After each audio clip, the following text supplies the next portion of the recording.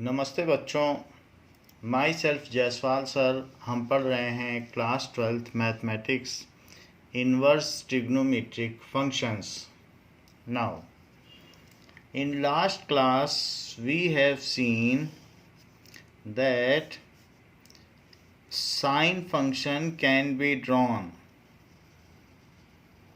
by taking angle in radian along x-axis and fx is equals to sine x, that is y is equals to sine x at y-axis. So x-axis depicts angle, that is pi, 2 pi and minus pi, minus 2 pi, and in mid of this pi by 2, 3 pi by 2, minus pi by 2, minus 3 pi by 2. So this is the graph of sine x. Like when we put angle in it, अगर हम इसमें x डालेंगे तो x यहाँ क्या है? x is some angle. Like if we put pi by 2, then the fx will use sine of x. That means f pi by 2 will be sine pi by 2. This will be the output. So we will get fx. And what will be the value of fx? That will be sine pi by 2. So that is sine x. So in our case we will get sine pi by 2, that is 1. तो हम इसमें angle डालते हैं और पाते हैं value. लेकिन एक हमारे पास इन्वर्स फंक्शन भी है जिसमें कि वैल्यू डाली जाती है और हमें एंगल मिलता है, वो भी प्रिंसिपल वैल्यू ब्रांच में। मान लीजिए कि मैं इसमें 1/2 पुट करूं, तो एक ऐसा फंक्शन भी है जो f इनवर्स x है, जो लेता है वैल्यू और हमें दे देता है साइन इनवर्स x। मान लीजिए f इनवर्स हाफ, तो वो लेगा साइन इनवर्स हाफ और हमको वो क्या दे देगा? दैट इज कि वो एंगल जिसके लिए साइन की वैल्यू हाफ होती हो। So that will give us pi by 6, ये दैट इज पाई बाई 6 यानी 30 डिग्री। तो ये लेता है वैल्यू और देता है angle. So this gives sine inverse half and this is equals to pi by 6। तो ऐसा होगा, यानी यहाँ पर ये जो f इनवर्स x है वो ये है। तो ये कहाँ से कहाँ तक चीज़ें दे सकता है, ज़रा हम देखें इसके ग्राफ को। तो इसके ग्राफ को भी लास्ट क्लास में हमने बनाया था कि हम जो पुट कर सकते हैं वो x होता है। तो x क्या होगा, हम क्या पुट कर सकते हैं? वी कैन पुट, यहाँ पर इस तरीके से ये ग्राफ बनाया गया था लास्ट क्लास में साइन एक्स का। सो ये ऐसा ग्राफ बना था। So we can put the value between 1 and -1। यही तो इनपुट आप डाल सकते हो साइन इनवर्स की मशीन में, 1 और -1। और आपको ये बहुत सारी वैल्यूज़ दे सकता है, प्रिंसिपल वैल्यू रेंज में और जनरल वैल्यू रेंज में अलग अलग वैल्यूज़ दे सकता है। तो ये आपको पाई दे सकता है, 2 पाई दे सकता है, माइनस पाई दे सकता है, -2 पाई दे सकता है। So in this way it can give this axis x depicts the value. However, this f inverse x is equals to sine inverse x depicts the y-axis which is the angle. तो यहाँ आपको क्या मिलेगा? Angle. वैसे भी देखा जाए तो ये जो ग्राफ है यहाँ पर y-एक्सिस में एंगल है और x-एक्सिस में वैल्यू है, और यहाँ पर x-एक्सिस में एंगल है और y-एक्सिस में वैल्यू है, तो इन्वर्स है। ये ग्राफ हमने कैसे बनाया होगा? ये ग्राफ हमने एक 45 डिग्री पर y is equals to x identity function draw किया होगा और उस आइडेंटिटी फंक्शन को ड्रॉ करने के बाद उसका हमने रिफ्लेक्शन लिया होगा और उसी से this inverse function has been drawn. तो एक इस तरीके से बिल्कुल इसी की सिमेट्री लेते हुए ये एक ग्राफ बन गया और इसी तरीके से इसकी सिमेट्री लेते हुए ये ग्राफ बन गया। तो ये ऐसे ग्राफ बना है। So this is the graph. तो ये y is equals to x है, इसी को एक्सिस ऑफ सिमेट्री मानते हुए ये ग्राफ बना है। तो कोई भी अगर साइन x का ग्राफ है तो हम उसके इन्वर्स का ग्राफ बना सकते हैं। ये ग्राफ है f inverse x is equals to sine inverse x का, और जबकि ये f(x) is equals to sine x का ग्राफ है। नाउ वी नो दैट कि f inverse x is equals to f inverse x by composition function. So what is f inverse x क्या है? That is sin inverse x। और f क्या है? अगर मान लो इनपुट ये डाला जाए तो f उस पर साइन चढ़ा के दे देता है। कोई भी चीज़ हो sin इनवर्स x तो f क्या करता है? कुछ भी डालो उस पर साइन लगा देता है। तो f क्या करेगा? यहाँ पर साइन और लगा देगा। तो sine of sine inverse x, तो साइन और साइन इनवर्स x कट जाते हैं तो x बचता है। और similarly f inverse o f(x) is equals to f inverse f(x) is equals to f inverse, और f(x) क्या होता है? Sine x। तो f इनवर्स क्या करेगा? जिस फंक्शन को f इनवर्स उल्टी मशीन में डालोगे तो साइन इनवर्स चढ़ा देगा। तो यहाँ पर साइन x, तो साइन इनवर्स और साइन कट के x आ जाते हैं। So in both the case we get the identity function. सो f inverse and f inverse of both are identity function because whatever is the input we get the output same. So f inverse and f inverse of are identity functions. So f inverse is inverse of f. So f inverse is inverse of f, या हम ये भी कह सकते हैं कि sine inverse is the inverse of sine function, ये भी कहा जा सकता है। So sine inverse is inverse of sine function. So sine inverse is inverse of sine function. ये तो साइन इनवर्स की जहां पर बात की जाती है तो साइन इनवर्स के बारे में कुछ बातें भी ध्यान रखनी चाहिए। So it should be adhered in mind, it should be adhered in mind. ये बातें हमें ध्यान रखनी होंगी कि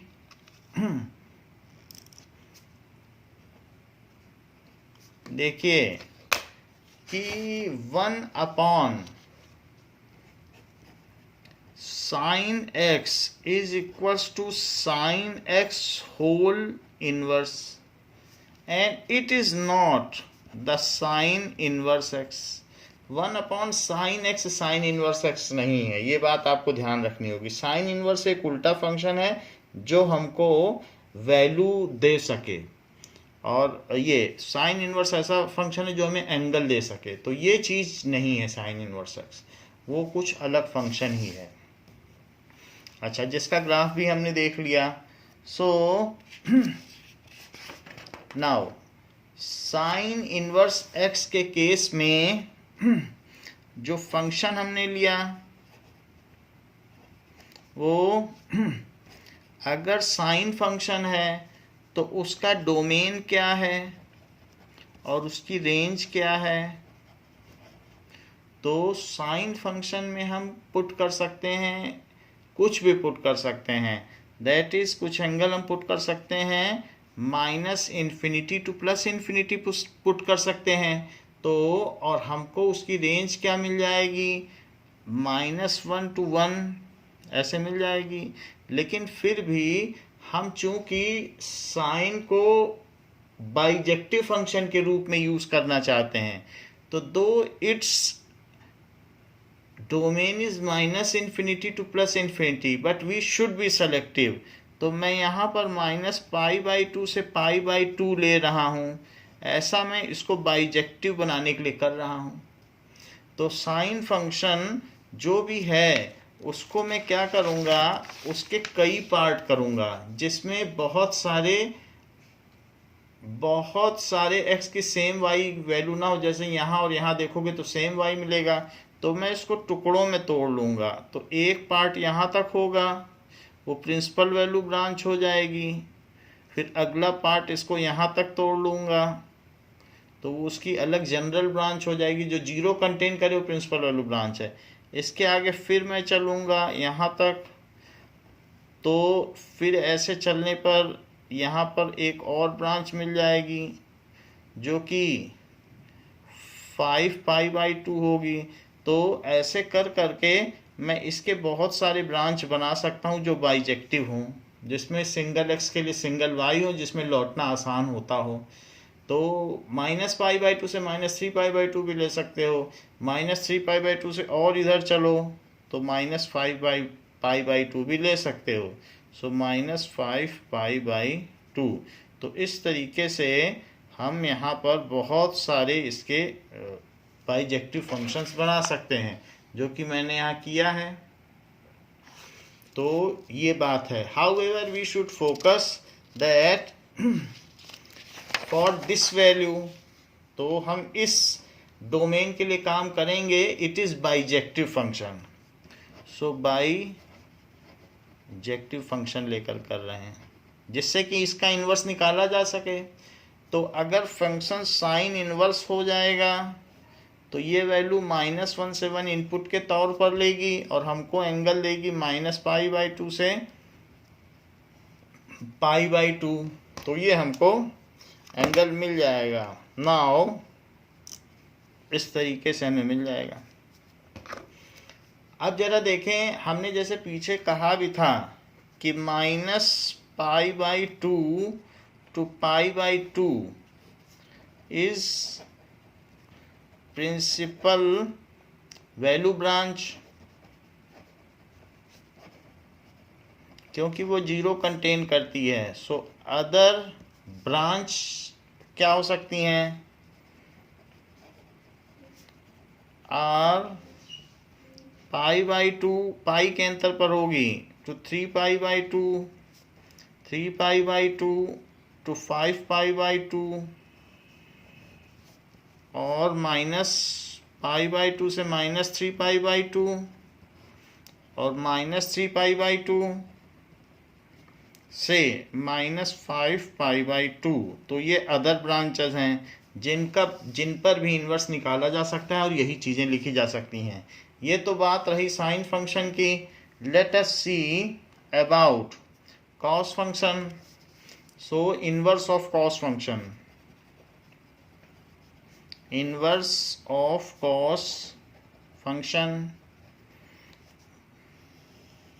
अगर हम फिर से एक यूनिट सर्कल ऐसे ही ड्रॉ कर लें तो वी नो यूनिट सर्कल में ये लेंथ 1 होती है, और अगर ये एंगल हमने कुछ ले लिया है x और ये a है ये b है, तो ये a और b हुआ।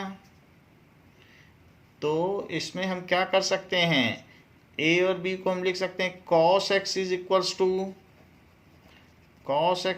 To a/1 sine x is equal to B by one that is perpendicular by hypotenuse. तो ए की जगह कॉस एक्स और बी की जगह साइन एक्स लिख सकते हैं, दैट इज कॉस एक्स और साइन एक्स लिख सकते हैं।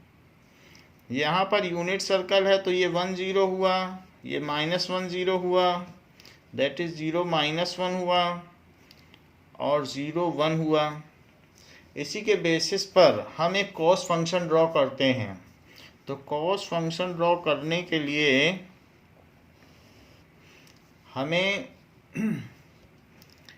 यहाँ पर 1 और -1 ले लेना चाहिए, क्योंकि कॉस की वैल्यू 1 से -1 के बीच ही ऑसिलेट करती है। और इस ये 1 है तो पाई करीब 3.14 है, यहाँ लेना होगा पाई। और इसका डबल ले लो 2 पाई, इसका हाफ पाई बाई 2 और इसका हाफ 3 पाई बाई 2। ऐसे ही पाई यहाँ लिया है तो यहाँ माइनस पाई लीजिए और यहाँ पर -2 पाई ले लीजिए। तो जब this is cos x, f x is equals to cos x, तो कॉस 0 कितना है? 0 का मतलब इस लाइन को लिटा दो एक्स एक्सिस पर, तो उसकी वैल्यू जो फर्स्ट है एब्सिसा वही कॉस एक्स है, तो वो 1 है। तो कॉस 0 की वैल्यू कितनी हो गई? 1। कॉस पाई बाई 2, इस लाइन को रोटेट करो, ये फेजर है तो रोटेट करोगे तो पाई बाई 2 तक जाएगा, तो इसकी वैल्यू एब्सिसा देखो तो ये 0।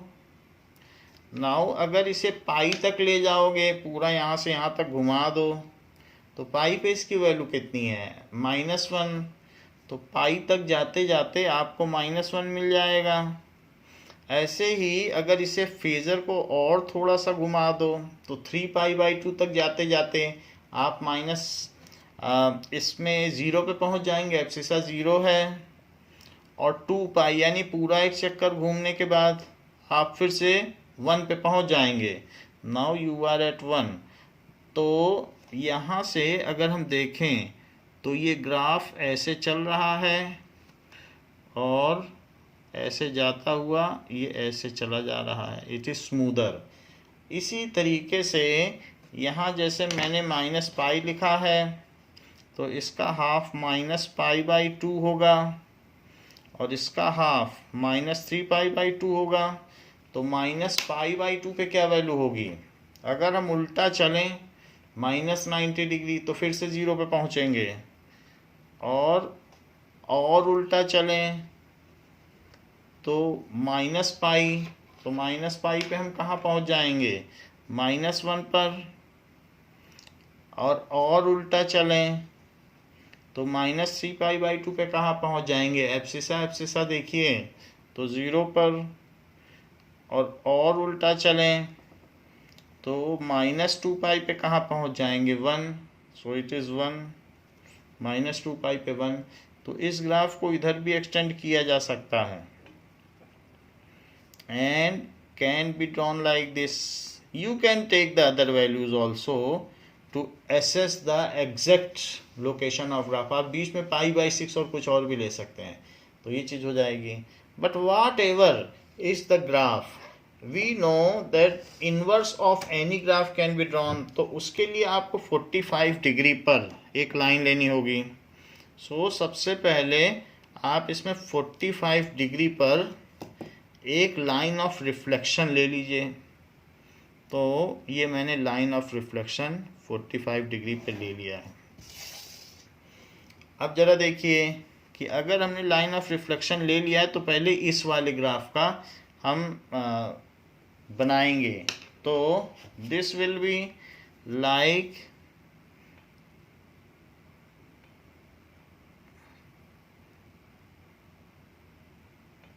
ये, तो ये लाइन इधर जा रही है, तो अगर हम बिल्कुल इसी तरीके से बनाएंगे तो ये ऐसे बन गई ये। और इसके अलावा जो इधर वाली लाइन है उसको भी बनाओ, तो इसको ऊपर ले लीजिए, तो ये कैसे बन जाएगी?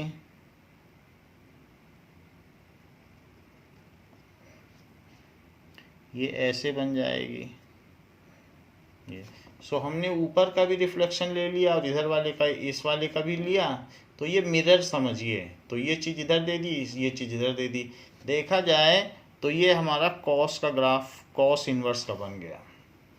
सो ये एक्सिस अब जो थोड़ी देर पहले तक f x is equals to cos x कह रही थी, वही एक्सिस अब f inverse x is equals to cos inverse x कहेगी। लेकिन कॉस इनवर्स एक ऐसा फंक्शन होता है जो हमें वैल्यू देता है, और कॉस इनवर्स ऐसा फंक्शन होता है जो हमें एंगल देता है। और जबकि कॉस कैसा होता है, एंगल लेता है, जैसे ये π/2 लेगा, 3π/2 लेगा, π/6 लेगा और वैल्यू देगा।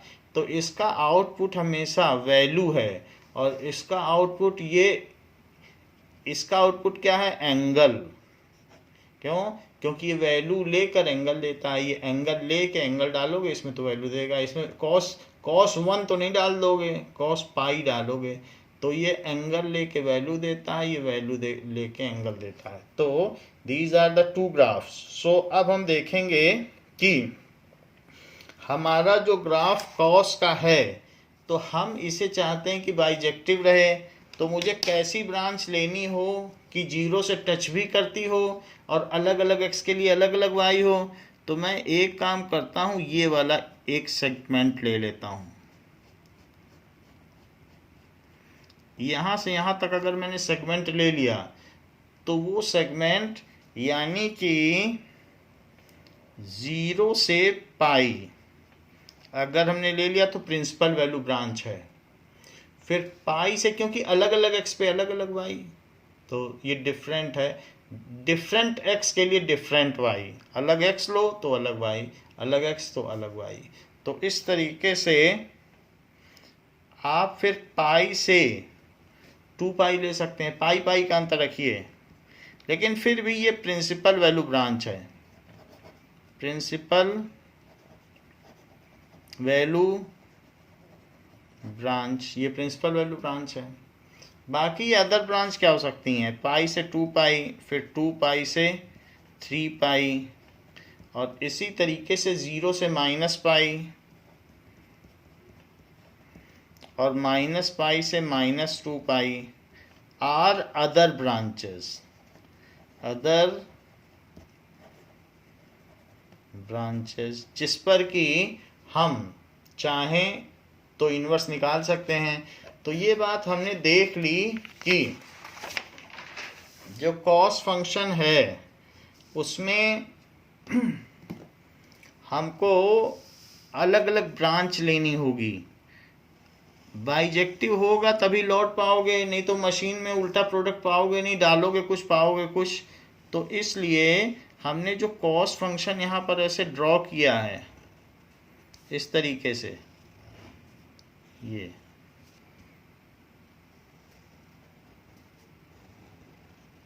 ऐसे ड्रॉ किया है।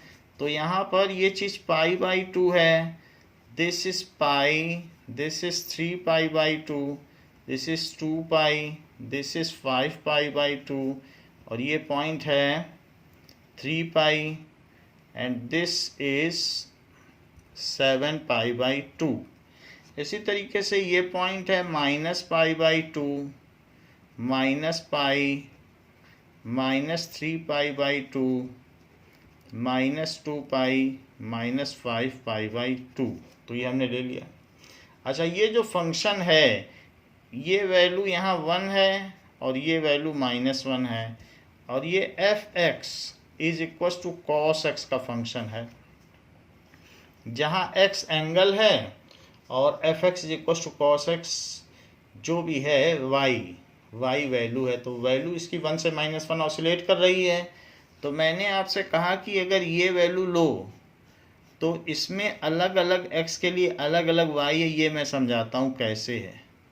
देखो, अलग x अलग y, अलग x अलग y, जहाँ जहाँ अलग अलग x लोगे तो अलग अलग y है। सो इस तरीके से जो भी x लोगे, डिफरेंट x के लिए डिफरेंट y है। ऐसे कोई दो x नहीं है जिनमें सेम y हो। सो यहाँ से यहाँ तक अलग अलग x के लिए अलग अलग y है। तो इसीलिए हमने 0 से पाई लिया। और दूसरा कौन सा ले लो, दूसरा ले लीजिए पाई से 2 पाई। फिर थर्ड कौन सा ले सकते हो? थर्ड ले सकते हो 2 पाई से 3 पाई। और फिर फोर्थ कौन सा ले सकते हो? 3 पाई। तो पाई से 2 पाई, 2 पाई से 3 पाई, और 3 पाई से यहाँ पर 4 पाई होगा। तो ऐसे ले लीजिए, ऐसे। इसी तरीके से यहाँ पर भी आप 0 से माइनस पाई ले सकते हैं, और 0 से माइनस पाई लेने के बाद एक और ले सकते हैं। ऐसा ध्यान रखिए बाइजेक्टिव रहे। तो ये यहाँ ऐसे लिया जा सकता है, ये। तो ये हमारे बहुत सारे ब्रांच हो गए। कभी ऐसा ना करें आप कि अगर आप ये सोचते हैं कि ये ले लें, 0 तो आता ही है, कॉस का ये पार्ट, तो उसमें 2 अलग अलग x के लिए सेम y हो जाएगा। ये ना करें। मेरा कहने का मतलब है, क्योंकि cos π/3 is equal to cos 60 की भी वैल्यू 1/2 होती है, और कॉस -π/3 वो भी 1/2 होती है।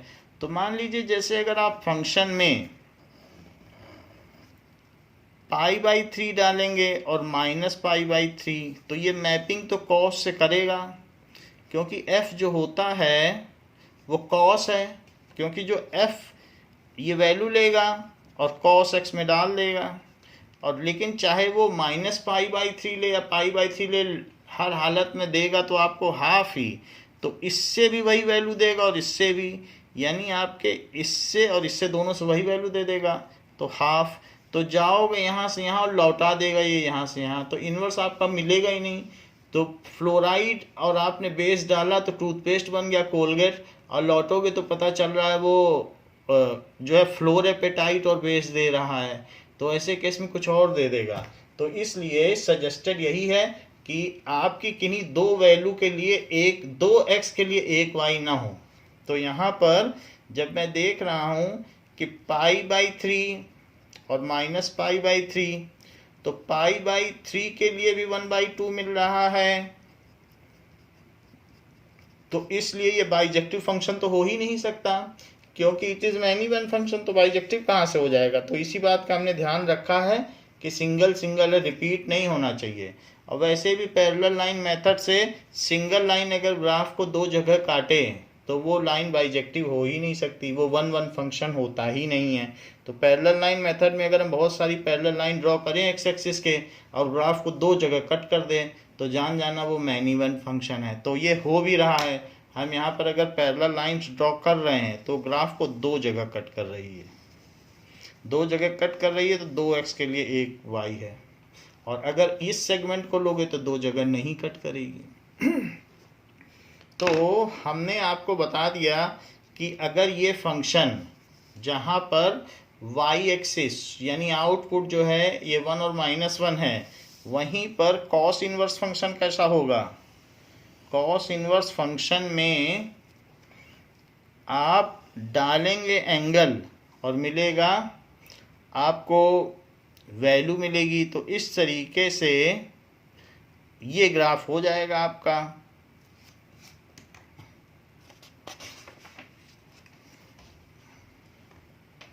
नाउ तो इस तरीके से करीब करीब ग्राफ बनेगा। ये तो ये y एक्सिस से लिपटा हुआ ग्राफ है ऐसा। तो जहाँ पर ये वैल्यू 1 है तो ये वैल्यू -1 है, क्योंकि कॉस इनवर्स फंक्शन में आपको क्या डालना होता है। So f inverse x is equal to cos inverse x। इसमें डालनी होती है वैल्यू और ये देता है एंगल। तो ऊपर की तरफ देगा पाई, यहाँ देगा 2 पाई, इसके बीच में 3π/2, ये देगा ये देगा π/2। ये वैल्यू गलत लिखी है, 1 मिनट इसको ठीक करता हूँ। तो क्योंकि π/2 पे 0 होता है। और फिर आपको देगा पाई, फिर उसके बाद देगा 3π/2, फिर यहाँ देगा 2 पाई, ऐसे दे देगा, और यहाँ देगा -π/2, यहाँ -π -3 π/2, और यहाँ पर क्या दे देगा -2 पाई। ये चीज़ है। और हमने आपको बता दिया कि किस तरीके से y = x से ये लाइन बनाई गई है। तो x पर, तो जो x में होता है वो डोमेन है और जो y एक्सिस में है वो रेंज है। So it is x। फिर भी डोमेन और रेंज जब हम बताएंगे आपको तो कॉस इनवर्स की क्या होगी और कॉस की क्या होगी। तो कॉस के केस में जो फंक्शन है तो उसका डोमेन और रेंज अगर बाइजेक्टिव करना है तो आपको ये 0 से, देखो 0 से आपको कहाँ से कहाँ तक लेना पड़ेगा, हमने बताया था आपको 0 से पाई ले लीजिए, 0 से पाई बाइजेक्टिव के लिए ऐसा कर रहे हैं। और रेंज तो -1 से 1 होगी, और कॉस इनवर्स में यही चीज़ पलट जाएगी, डालोगे वैल्यू पाओगे एंगल, सो इसलिए 0 to पाई हो जाएगी। तो हमने कॉस का भी बता दिया, साइन का भी बता दिया। तो कॉस और साइन में थोड़ा फ़र्क है, तो वो -π/2 से π/2 होता है। तो वो चीज़ आपको यहाँ पे दिखा दी गई है कि किस तरीके से साइन और कॉस में फ़र्क होता है। यहाँ देख लो -π/2। तो जैसे साइन इनवर्स में, तो साइन इनवर्स में -1 से 1 और रेंज ये हो गई, तो थोड़ा फ़र्क है, ये -π/2 से π/2, ये 0 से पाई है ना फ़र्क थोड़ा। तो आप टैली कर लो। अब आगे बढ़ते हैं। इसी तरीके से we will see the tan function and its inverse. तो tan फंक्शन कैसा होगा, ये देखिए,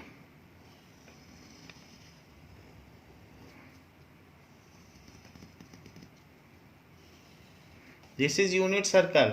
यूनिट सर्कल में इसे x मान लें, एंगल की वैल्यू x, और ये a ये b, तो ये चीज़ कितनी हो जाएगी, दिस इज AB।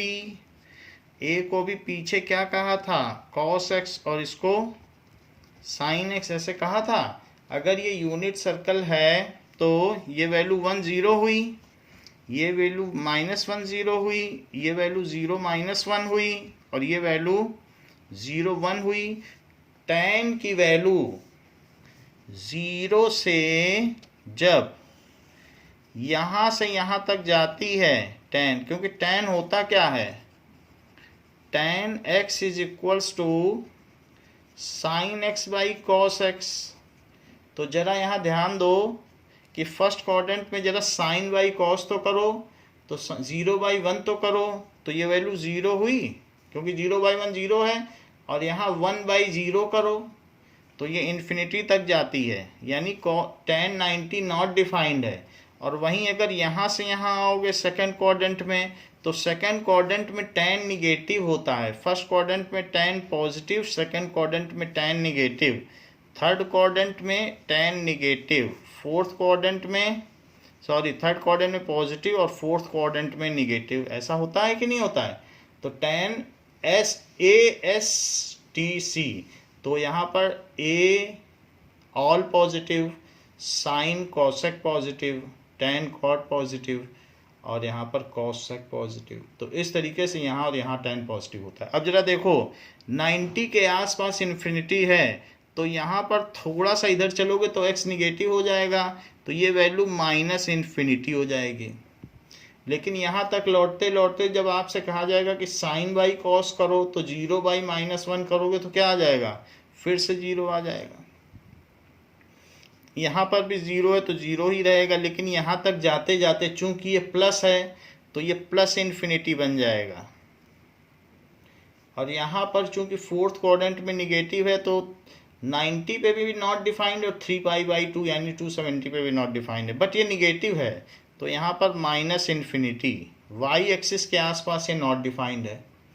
क्योंकि आप साइन कर रहे हो ना ऑर्डिनेट बाई एब्सिसा, तो ऑर्डिनेट 1 है और एब्सिसा थोड़ी सी निगेटिव होकर उसे -∞ बना दे रही है। इसी तरीके से एब्सिसा थोड़ा सा उधर जाके पॉजिटिव होके उसे प्लस बना देगी, जो भी है। और यहाँ फिर से 0, तो इसी के बेसिस पर दिखाया है 0 to infinity, minus infinity to 0, 0 to plus infinity, क्योंकि प्लस है, और ये माइनस इन्फिनिटी टू 0। तो इसी के बेसिस पर हम tan का ग्राफ ड्रॉ करेंगे। नाउ tan का ग्राफ देखिए कैसे ड्रॉ करेंगे, जैसे ऊपर दिया गया है। तो इसके लिए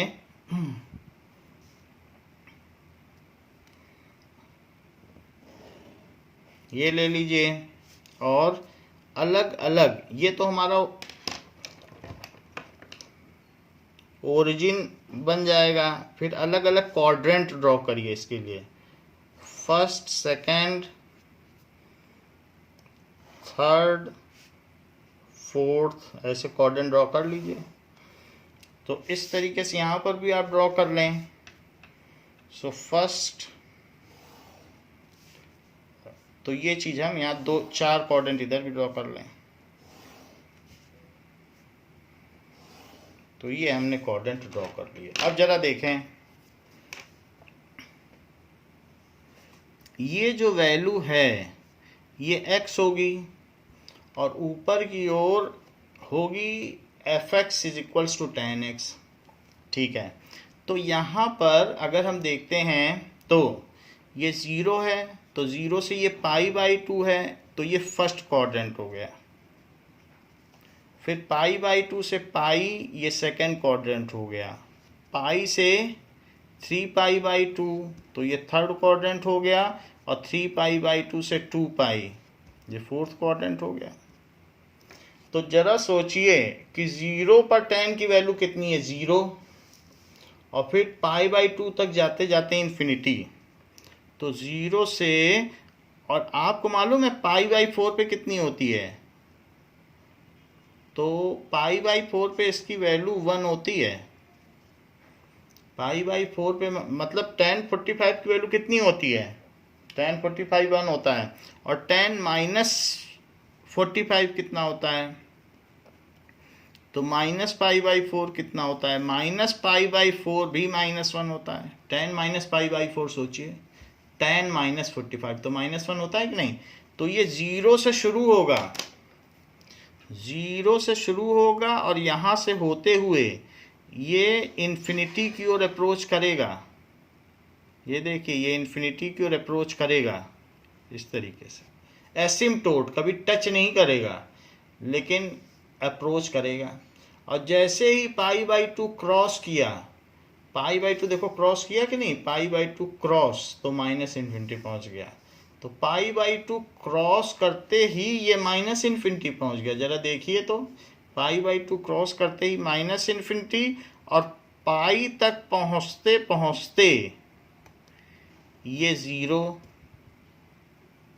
ये देख लो, पाई तक पहुंचते पहुंचते, यानी पाई पहुंचा दो इसको, पाई तक पहुंचते पहुंचते 0, और फिर से 3π/2 तक पहुंचते पहुंचते प्लस इन्फिनिटी, तो 3π/2 तक पहुंचते पहुंचते ये प्लस इन्फिनिटी।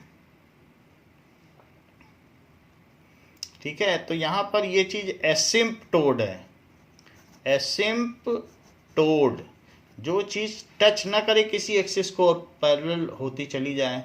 अब देखो 3π/2 के आगे, यानी फोर्थ क्वाड्रेंट, तो 3π/2 के आगे, 3π/2 तक तो इसने अपना सफ़र पूरा कर लिया, उसके आगे फिर -इन्फिनिटी, और फिर वहाँ से 0 तक। तो ये यहाँ से 3π/2 के आगे फोर्थ क्वाड्रेंट आते ही फिर निगेटिव हो गया, और 2π तक पहुँचते पहुँचते ये फिर 0 हो गया।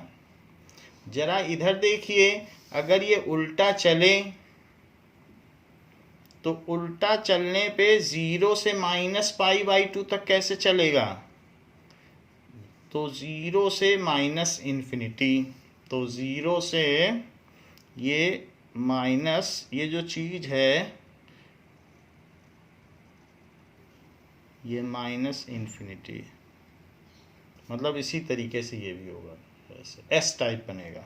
और यहाँ पर भी ऐसे ही -π/2, अब -π/2 से और आगे बढ़ेगा, और पाई तक पहुँचेगा तो -π/2 से -π तक पहुँचेगा, तो प्लस इन्फिनिटी से 0, तो प्लस इन्फिनिटी -π/2 पे देख लो प्लस इन्फिनिटी है, -π/2 आए और उससे आगे बढ़ गए तो प्लस इन्फिनिटी, और प्लस इन्फिनिटी से यहाँ तक आते आते ये 0, पाई तक आते आते 0, और आगे के सफ़र में 0 से -इन्फिनिटी, तो आगे के सफ़र का मतलब है कि -3π/2, तो वहाँ तक जाते जाते -3π/2, और फिर -3π/2 के आगे भी चला जाइए, तो -3π/2 के आगे का सफ़र करें तो इन्फिनिटी से 0, सो -3π/2 के आगे बढ़ो, so it is infinity to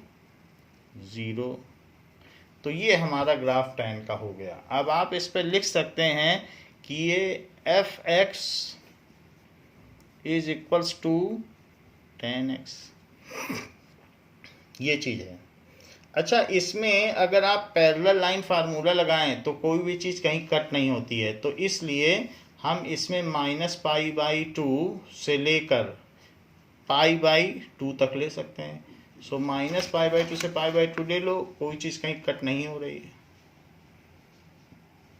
क्योंकि पैरेलल लाइन फार्मूला लगाओगे तो 2 बार तो नहीं कट होगा ना ग्राफ एक्स एक्सिस के पैरेलल लाइन, तो इसलिए जो हमारा tan का ग्राफ है उसमें क्या होगा, इसी तरीके से होगा, लेकिन π/2 और -π/2 हमें छोड़ने होंगे, क्योंकि वहाँ उसकी फाइनाइट वैल्यू नहीं है तो डिफाइंड नहीं है, तो इसलिए ये हमारा प्रिंसिपल वैल्यू ब्रांच हुआ।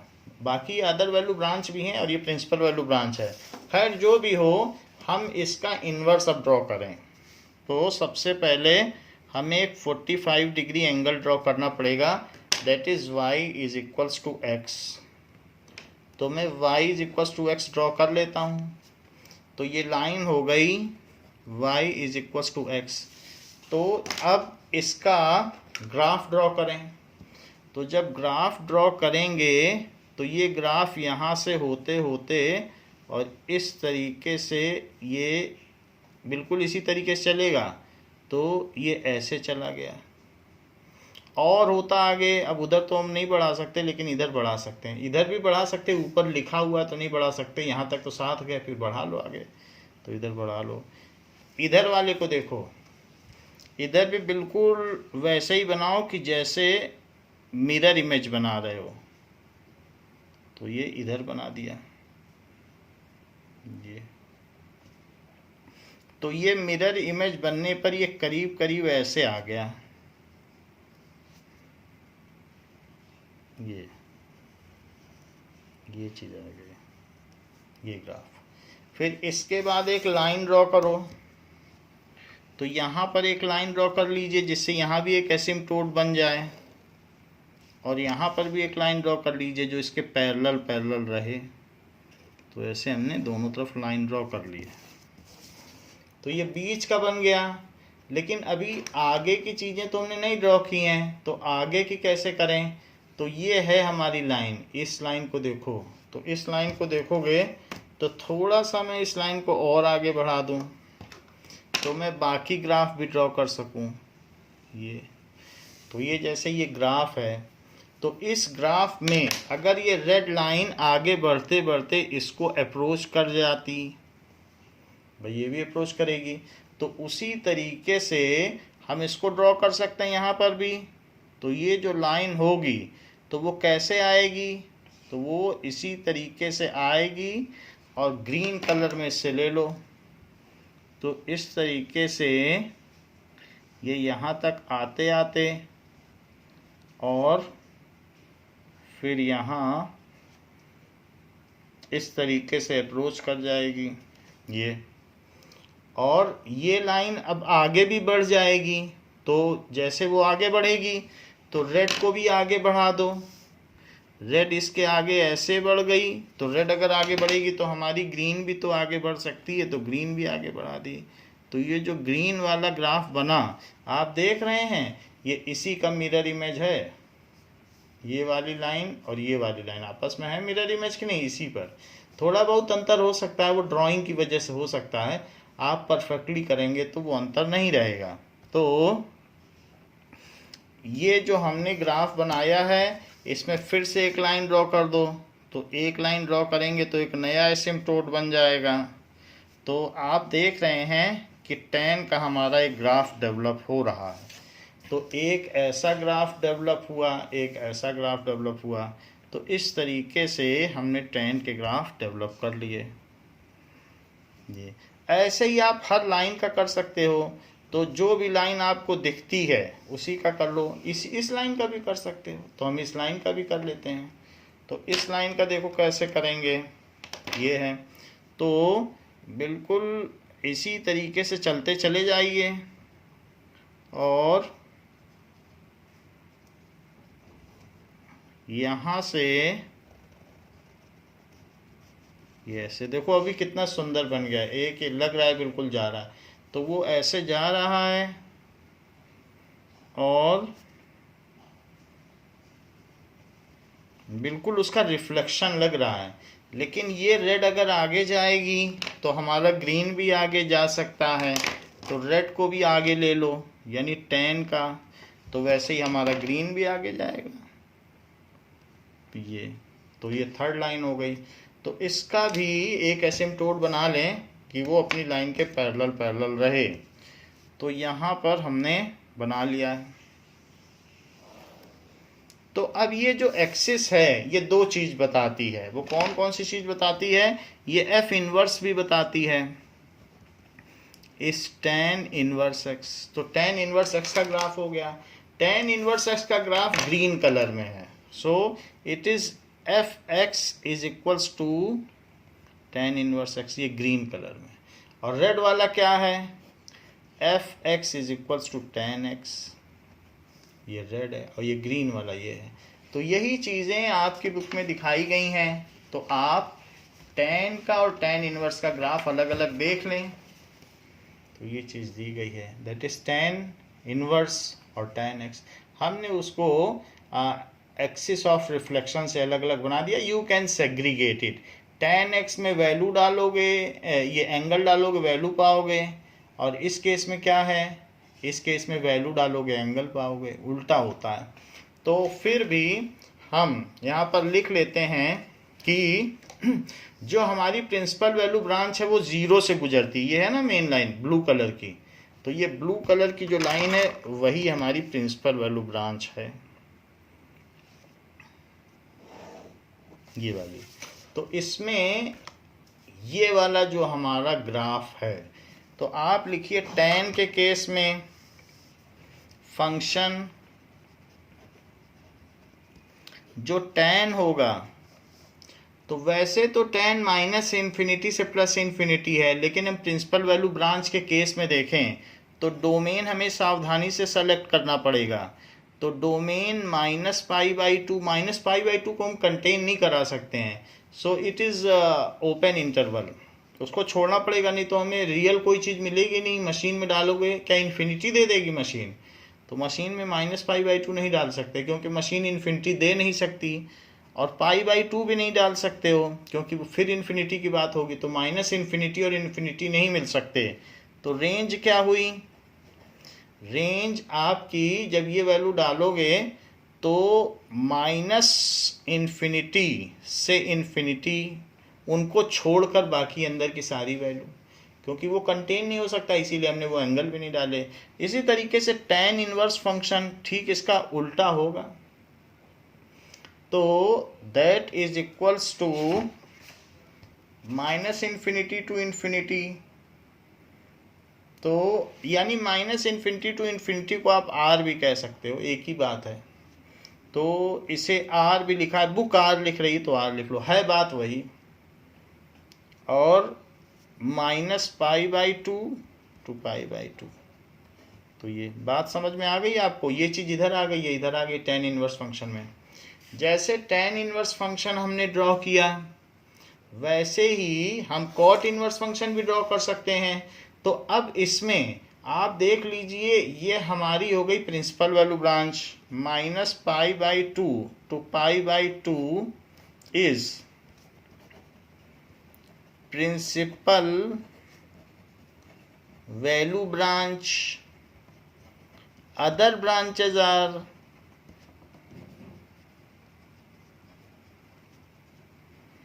पाई by two to three pi by two, pi का अंतर है, 3 पाई बाई टू सब ओपन इंटरवल हैं, 5 पाई बाई टू, और इसी तरीके से 5 pi by two to 7 pi by two. और अगर उल्टे में चले तो माइनस पाई बाई टू से -3 पाई बाई टू, तो -3 पाई बाई टू पहले लिखो क्योंकि छोटी वैल्यू पहले लिखी जाती है। ऐसे ही -5 पाई बाई टू तो से -3 पाई बाई टू, छोटी हमेशा पहले लिखना। अगर हमने पहले बड़ी लिख दी हो कहीं पर पीछे तो उसे अमेंड भी कर लेना, छोटा हमेशा पहले लिखा जाता है।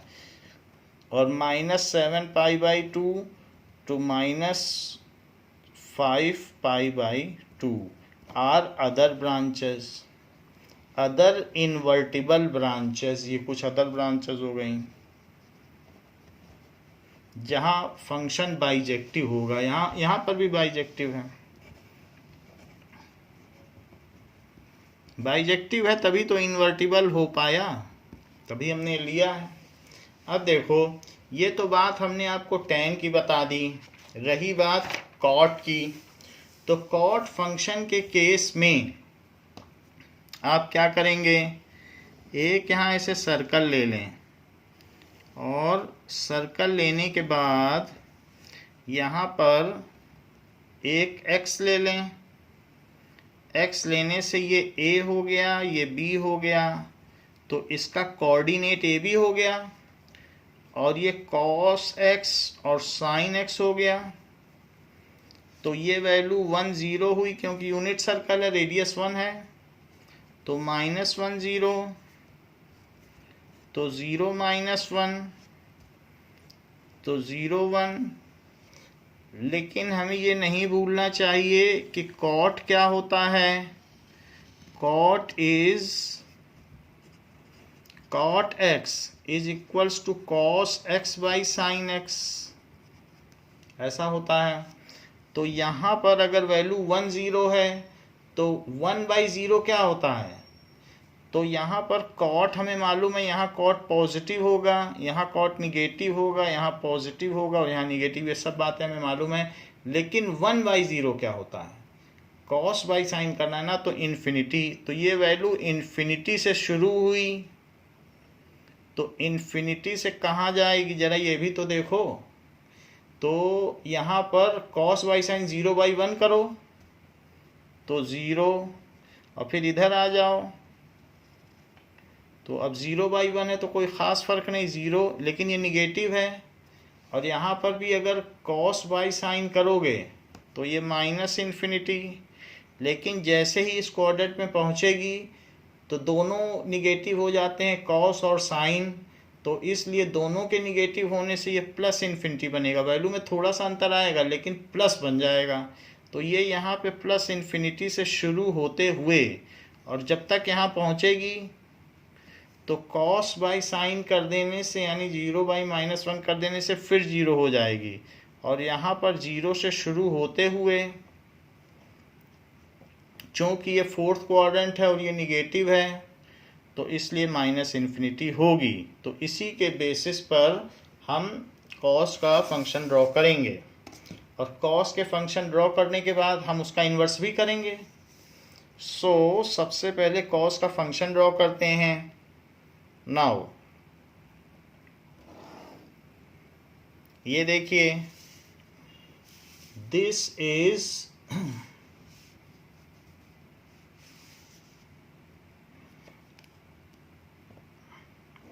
Reference axis. तो हमने x और y एक्सिस ले ली, रेफरेंस एक्सिस। इसके अलावा इसमें आप ऐसा करिए कि 4 लाइन ले लीजिए जो 4 क्वाड्रेंट होंगे, फर्स्ट, सेकंड, थर्ड और फोर्थ।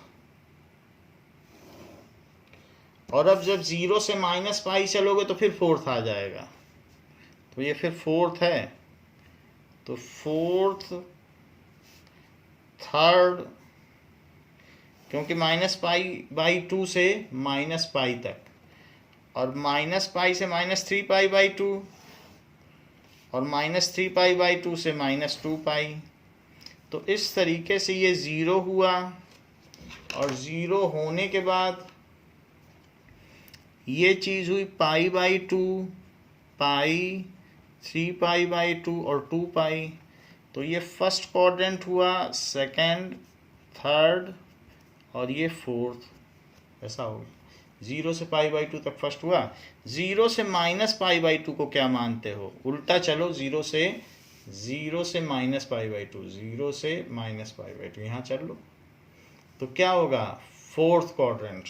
तो इसलिए फोर्थ, फर्स्ट के बगल फोर्थ ही होगा ना, फिर यहाँ थर्ड, फिर यहाँ सेकंड और यहाँ फर्स्ट, उल्टा चलते चलो जाओगे तो फोर्थ, थर्ड, सेकंड, फर्स्ट, ऐसे ही तो पाओगे।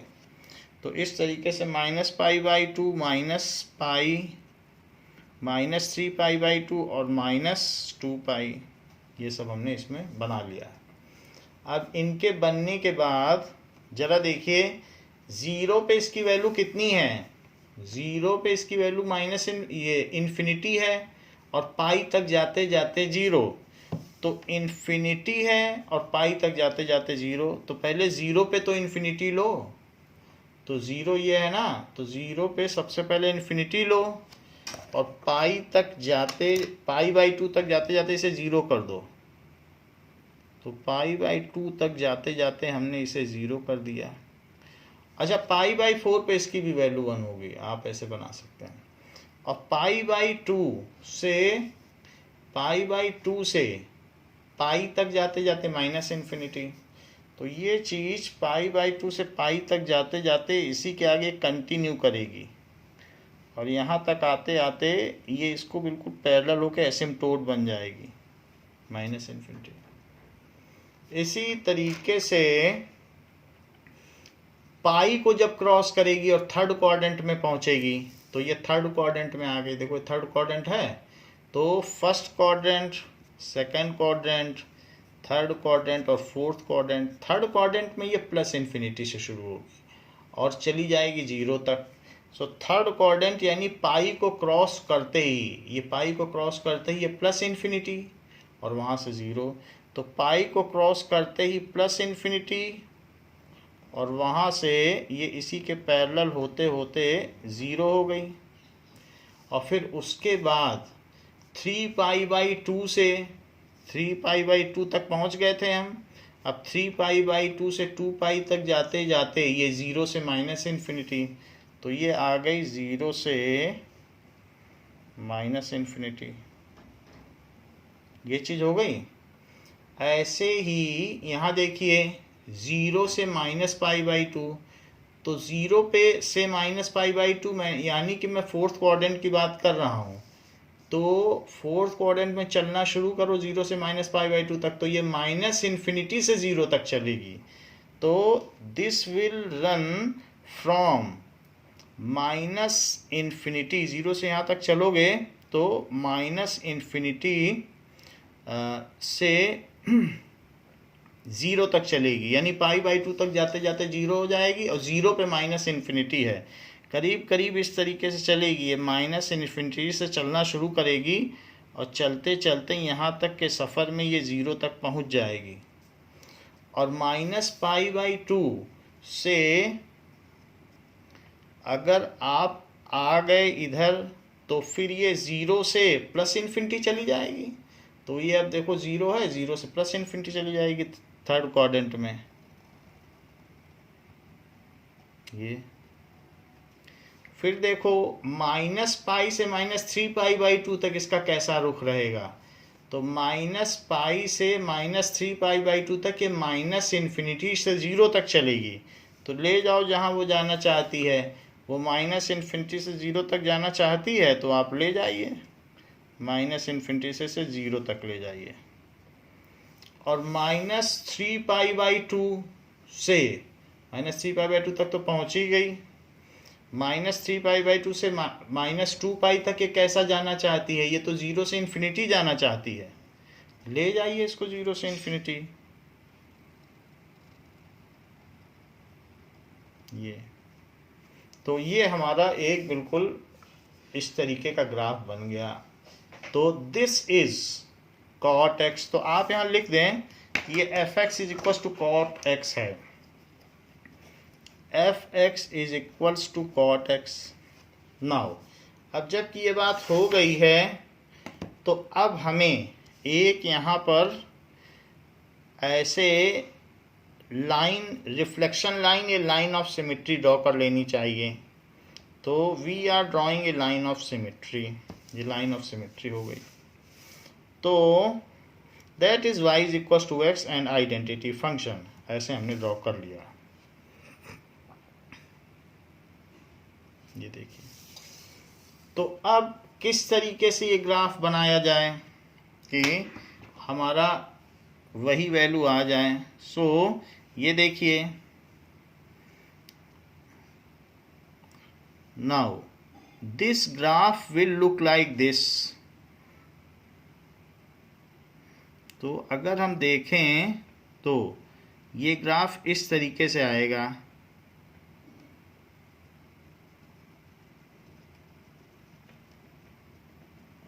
ये तो हमने इस वाले का ये बनाया है, और फिर इधर वाले का भी बनाओ।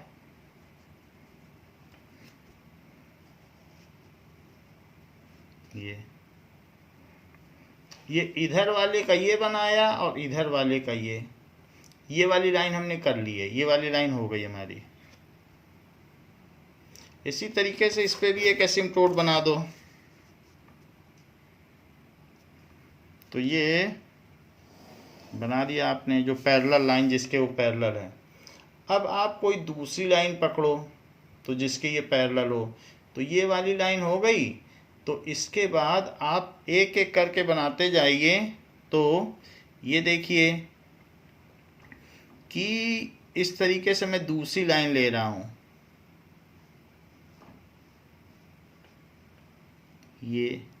ये वाली लाइन का पैरेलल लेता हूँ, ये वाली का। तो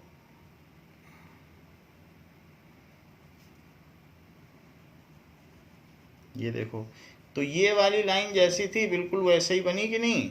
ये इधर का इधर और उधर का उधर बिल्कुल वैसे बन गया है। थोड़ा मैं और इसको सुंदर बना दूं।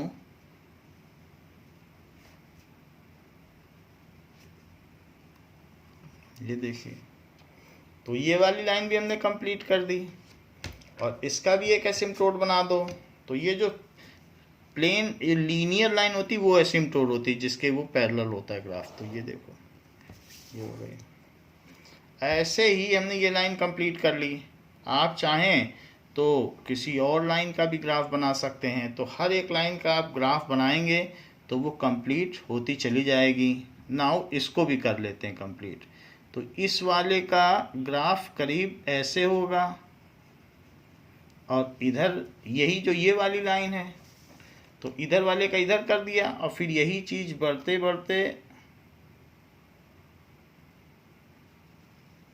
यहाँ चली जाएगी। ये तो ये थर्ड लाइन हो गई। ये इस वाले का हो गया। तो इसका भी आप एक एसिम्प्टोट बना लें। तो लगभग हमने जो भी लाइन हो उनका ग्राफ बनाया जा सकता है। इसी तरीके से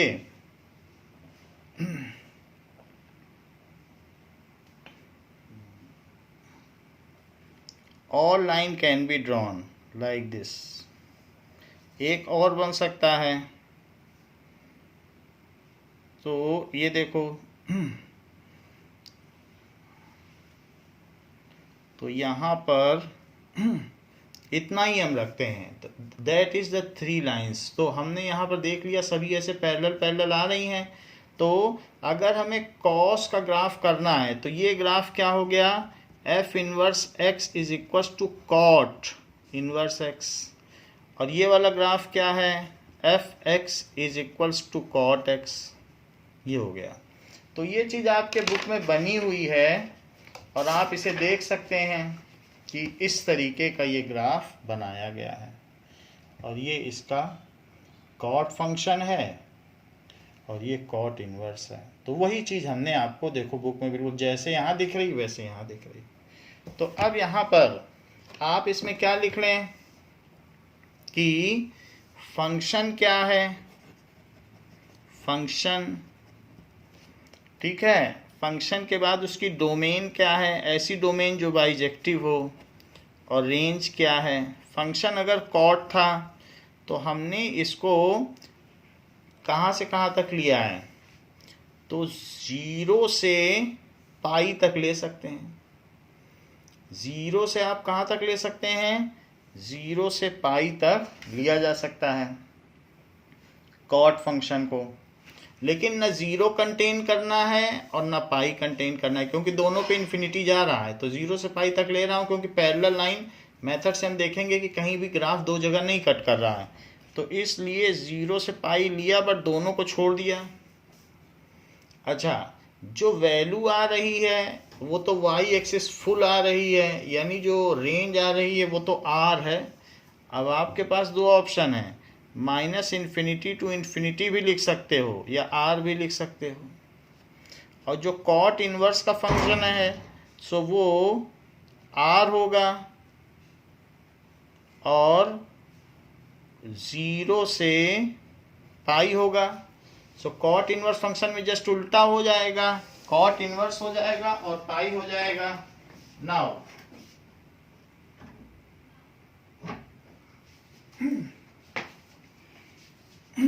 इसी तरीके से जैसे मैंने 0 to पाई लिया है तो 0 to pi is principal value branch,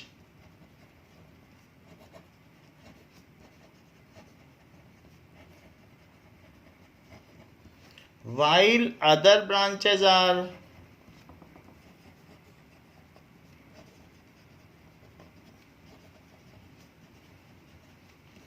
pi to 2 pi, 2 pi to 3 pi, और इधर चलोगे तो -पाई to 0 और -2 पाई to -पाई, ये अदर ब्रांचेज हो गई। तो ये हमें ध्यान रखना होगा, ये हमारा कौन सा फंक्शन हो गया, दिस इज कॉट फंक्शन। तो बच्चों इस क्लास के लिए इतना ही। इसके आगे सेक इनवर्स और कॉसेक इनवर्स के ग्राफ और उनकी प्रिंसिपल वैल्यू ब्रांच और डोमेन, रेंज, ये सारी चीज़ें आपको अगली क्लास में बताई जाएंगी। थैंक यू बच्चों।